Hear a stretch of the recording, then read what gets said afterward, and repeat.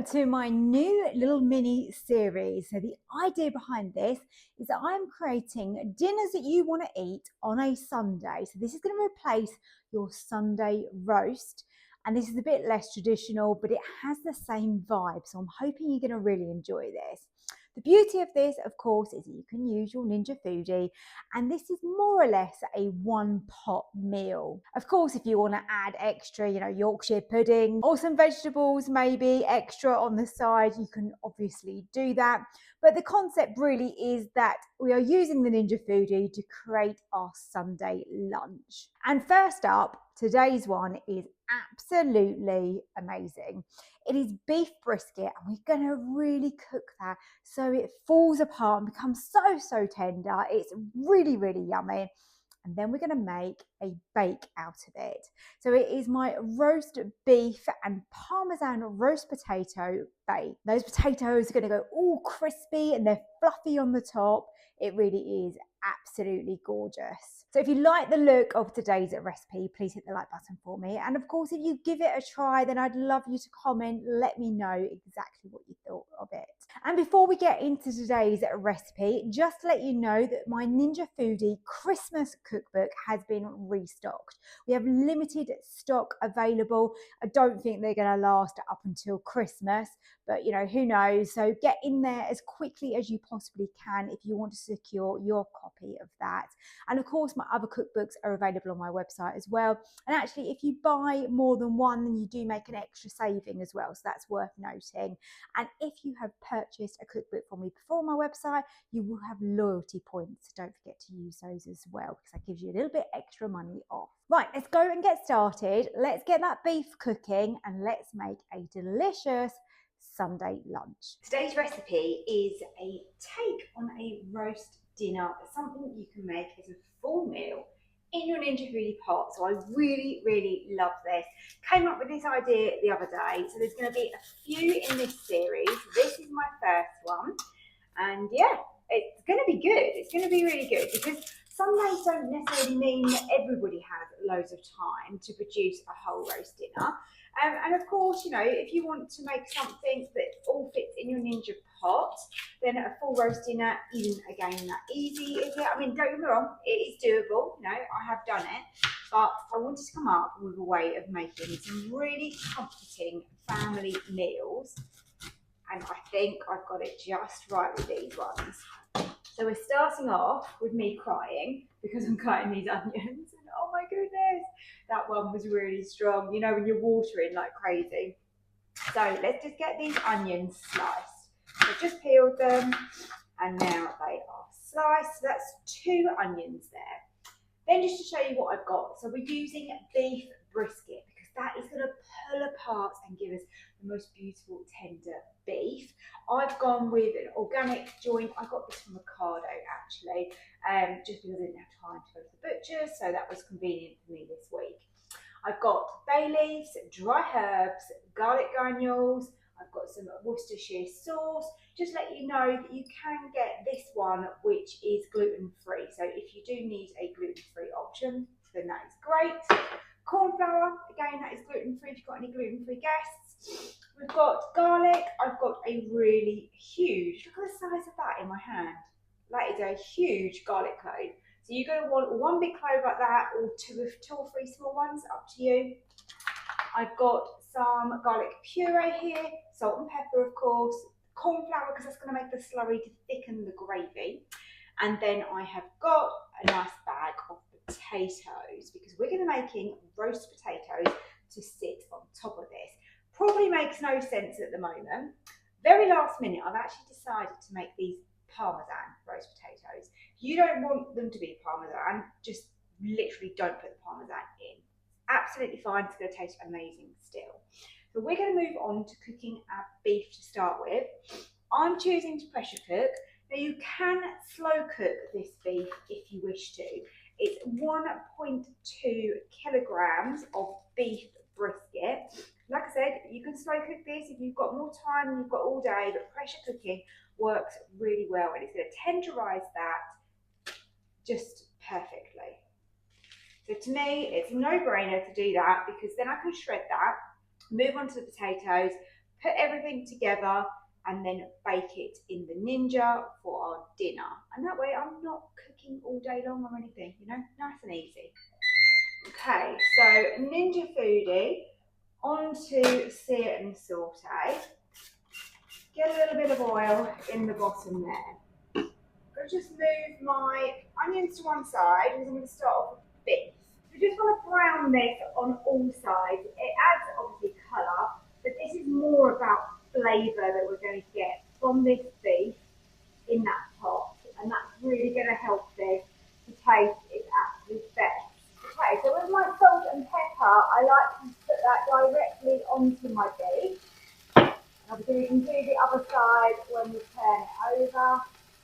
Got some nice black pepper there. So I've added salt and pepper to my beef. It's browning on one side. Let's have a little look. There you go. We've got a little bit of colour on there. It's starting. Let's get black pepper and some salt on that side as well. You want to turn your beef up on its side so that you get all parts of your joint browned. Okay, so we're getting there with our beef. As you can see, I've got a nice colour that end. Just got to finish off this bottom area. And I think that's got enough colour on it, really. It's going to do the job. And then I'm going to get my onions straight in here and get those softened down. I will just lower down the sear and saute temperature for my onions. Okay, let's get the beef out and let's get those sliced onions in. So as I said, we want to lower sear and saute. A little tiny bit of salt is going to help soften down those onions. Almost deglazing the bottom of the pan, and all the flavours of the meat are now in those onions, which is great. Just break any up that have got a little bit stuck together. When your onions have got a little bit of colour, you don't want too much colour on them, but they are really softening down nicely. Trouble is I find with the Ninja that level 3, it's not really doing a lot.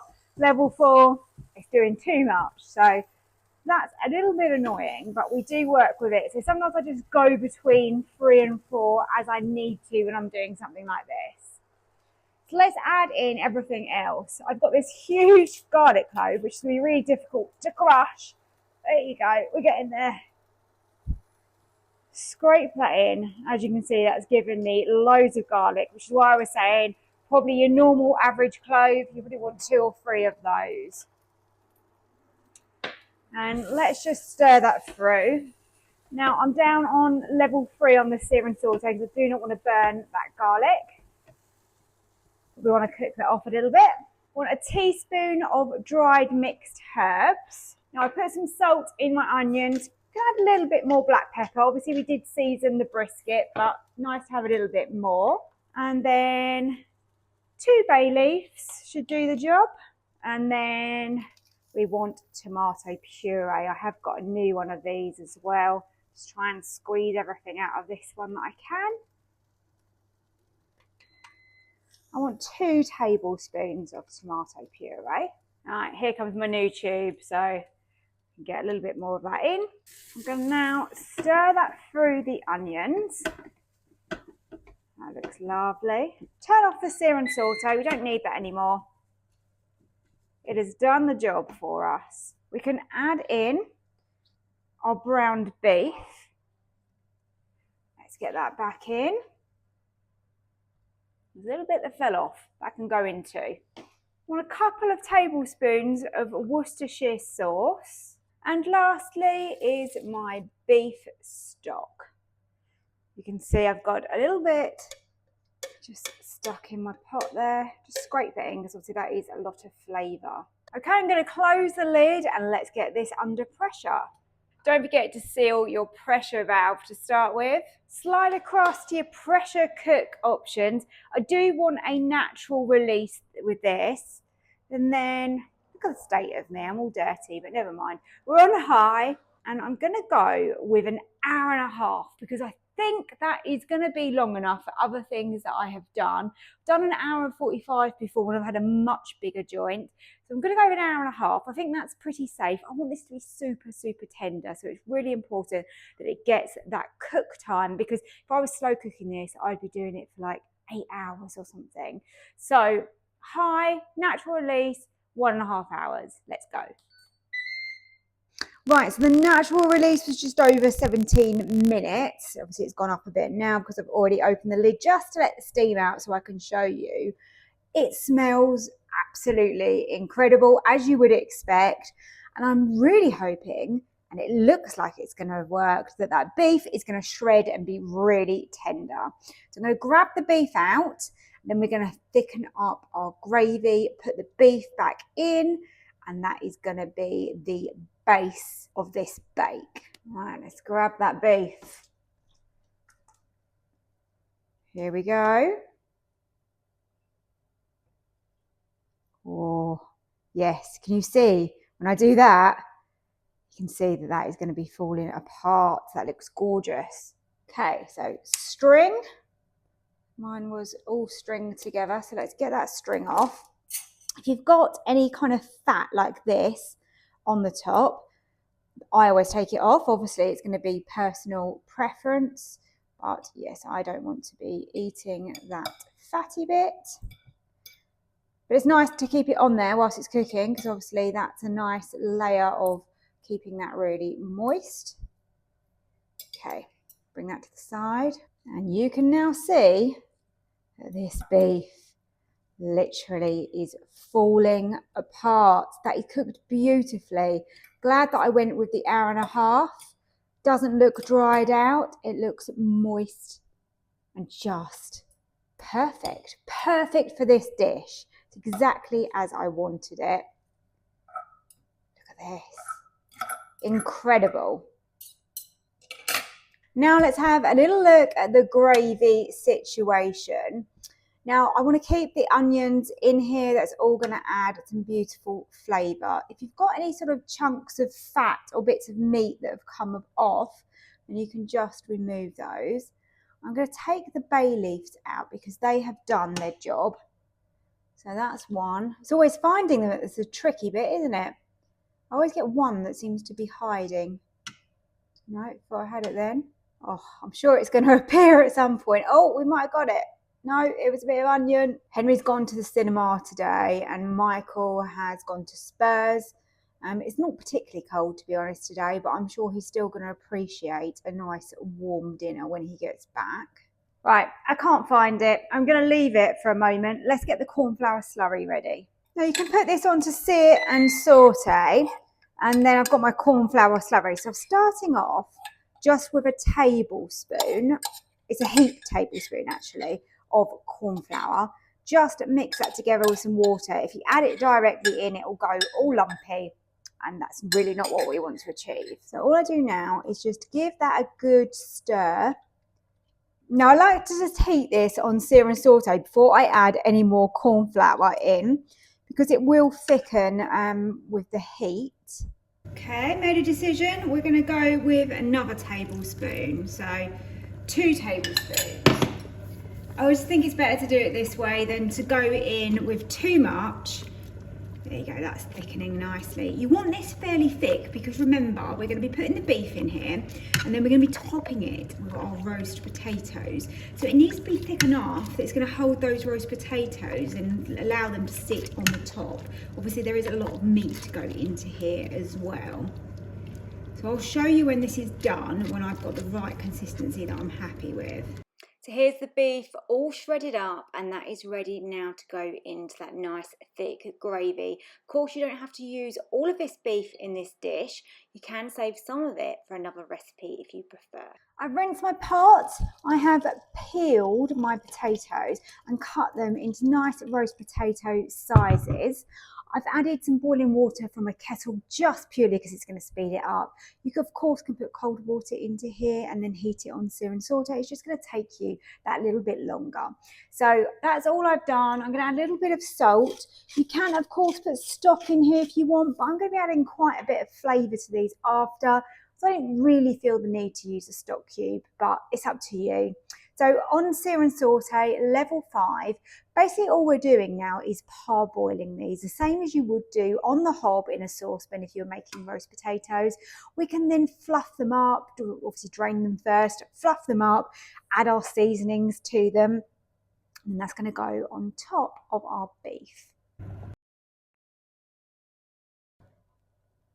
So potatoes have been drained. They are nice and fluffy and soft around the edges. So it's a kilogram of potatoes that I have used for this, 25 grams of butter that I melted in the Ninja pot, drizzled that over the top, teaspoon of mixed herbs, a teaspoon of garlic granules, a little bit of salt and pepper, and I've just put over some grated Parmesan as well.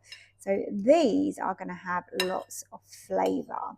So just give them a little toss around. I'm just being a little bit careful because I don't want to break them up, because I probably, if I'm honest, overcooked mine slightly. And when I did something on the computer, when I came back, I was like, wow, they cooked quite quickly. Oops, never mind. They're going to be nice and fluffy. So all you then have to do is grab your beef. So that's obviously been sitting for a little while we got those potatoes ready. And then I just lay my potatoes over the top. And then these are going to become our little roasty potatoes, because I'm going to bake this on the rack in the Ninja until these are golden. So lower that in using your Ninja rack, get the lid down and then get that on to bake. I baked mine on 180 degrees for 35 minutes. Of course, if you let this cool down completely, then you will need to cook it for a little bit longer. But look at that. It is bubbling, it is gorgeous. Those roast potatoes are so golden and crispy. And let me show you, when you pull them apart, they are lovely and soft inside. On the bottom side of the potato, you've got that soft kind of gravy edge to them, and on the top, they're lovely and crisp. Now let me show you that beautiful beef that is in that gravy underneath. It is so rich and it is tender. It really doesn't get much better than this as a one pot meal. That beef is tender, the gravy is rich, and the potatoes are crispy. Obviously, you can serve this on its own. You can add some veggies on the side, even a Yorkshire pudding if you want to. It is an absolutely stunning Sunday meal. Whether you're having it for lunch or dinner, I'm sure your family will love this.